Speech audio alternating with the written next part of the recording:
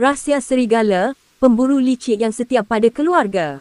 Pernahkah anda terfikir, bagaimana sekumpulan serigala mampu menjatuhkan mangsa yang jauh lebih besar daripada mereka sendiri?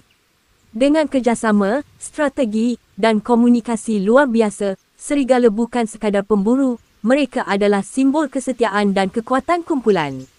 Serigala, atau Chinese lupus, ialah antara pemangsa paling pintar di dunia haiwan.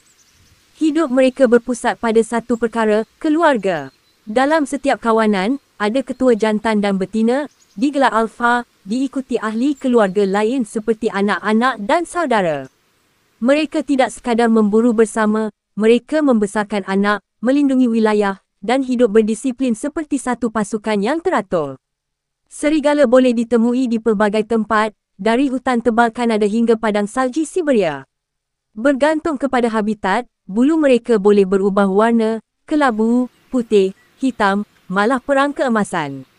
Dan jangan terpedaya, seekor serigala mampu berlari sehingga 60 km sejam ketika memburu. Hidungnya juga amat tajam, mampu menghidu mangsa sejauh lebih 2 km. Inilah yang menjadikan serigala begitu istimewa. Mereka tidak menyerang secara rawa. Sebaliknya, mereka merancang seperti tentera.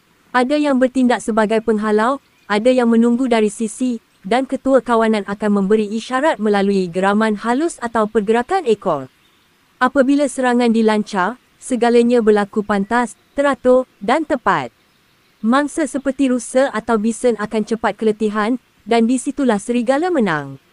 Namun, di sebalik reputasi, pemburu kejam, serigala sebenarnya sangat penyayang. Apabila anak kecil dalam kawanan lapar, ahli lain akan memuntahkan semula makanan untuk diberi makan.